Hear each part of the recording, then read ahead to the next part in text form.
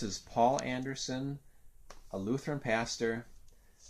Hi, Paul. Hi, Bob. So I asked you the questions about church leadership structure within the Lutheran experience, and I think you're going to respond now, huh? I am, and as I do, I'm going to give you some background. Okay.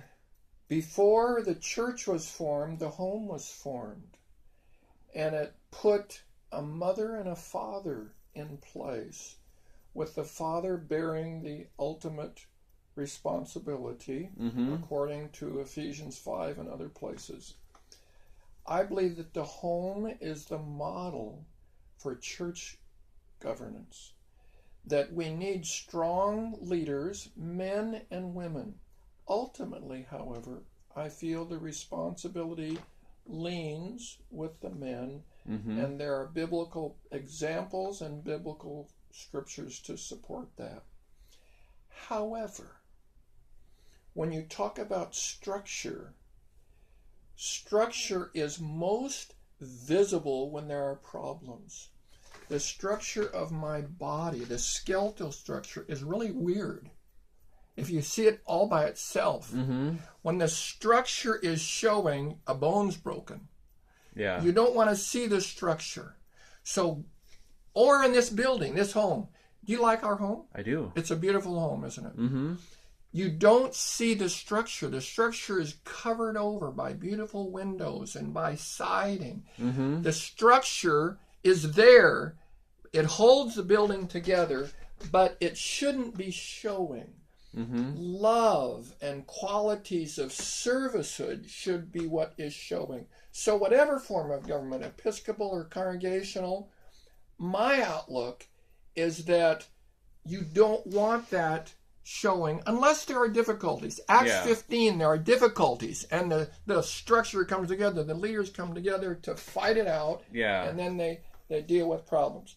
So my idea of structure is that it is highly relational, that what you want people to see is not that I am in charge, but that I'm serving you, that I care about you. When a father has to say, listen, I'm in charge, something's wrong. Something's wrong. So maybe he's not exercising enough love to, when he's got to lay the law down, something's wrong. So I don't care what kind of government a church uses. I don't think one is necessarily better than another, but I'll give my idea of what that group is. First of all, it's plural. It's a plural. It's not a one-man show. So when you get people that rule and they're one guy in charge, that's not New Testament government. So it must be a group, a plural, like elders. Paul calls them elders. Elders in the Bible were full-time. They weren't guys that took 5 hours a week and spent the time at church. They're full-time. So I see, and I don't see them like this, ruling. Jesus said, it shall not be so among you. So when I talked to Larry Christensen about this, he said the only purpose of a leadership position is to serve. If you serve by virtue of your position, you're in trouble. Because then you have to your rank, it gives you authority. No, it doesn't. No, you go low and serve. Your character gives you authority. Billy Graham, he has authority in America, not as much for his preaching, but for his character. People know he's got character. And I want people to give me the right to serve because I go low and I'm humble. So that's important. You get a plural group of mature people. You look at 1 Timothy, is it where he gives the qualities of leaders. It's either chapter 2 or chapter 3. There are 14 of them. At least 12 deal with character, not skill.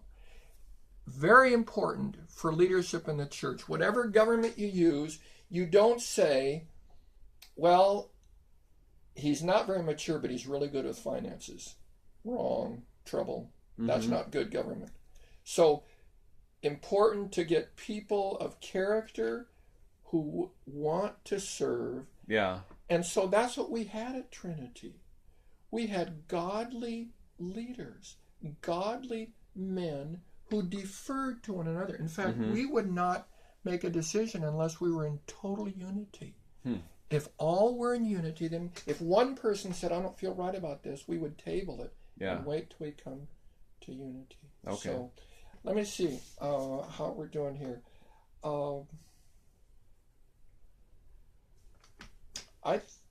Did I answer? You look and see if there are any questions that I didn't answer. You mentioned the biblical, historical rationale of plural eldership. Practical advantages does it have? Having several elders versus one person, it seems to be safer. You have any other thoughts on that? When you get a one-man show,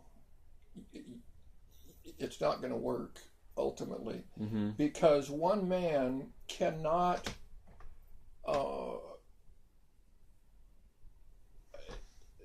he doesn't have the full spectrum of what's needed in leaders. Apostles, prophets, evangelists, pastors, teachers.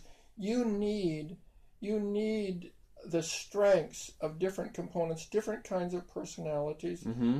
It's good to have prophetic types. It's good to have pastoral types. Yeah. So that's why it's important to have plural leadership with different gifts. And if you're humble, then you defer to one another where you see. Like, Bob, I defer to you because I see that you have gifts and discernment that are beyond me. So it's a joy to defer to you. How that plays itself out in our congregation here is more informal than formal, but there is a structure that is in place, and when problems arise, we come together. That structure comes together, and we hammer it out. Yeah. So I think it's working okay. Yeah, thank you.